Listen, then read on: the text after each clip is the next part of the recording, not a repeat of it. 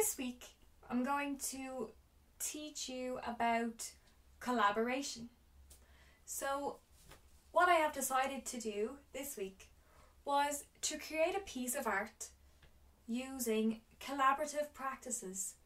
So I have asked everybody in my household to pick up a pencil, a chalk, a crayon, and come and join me in creating a random little doodle that happened to turn out pretty cute, pretty darn nice.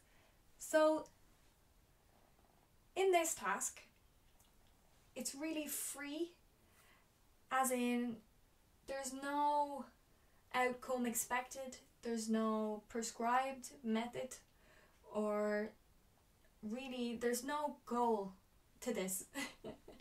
Only that you enjoy yourself and that you come together as a group of people and spend a bit of time together and put some creativity of your own onto a page, and yeah, you too can have something really pretty to stick up on your wall and remind you of a lovely time shared with your family and your friends. So for this task you will need a large piece of paper and several different art mediums. So you can have crayons, colouring pencils, markers, chalks, paints if you want, inks if you have them,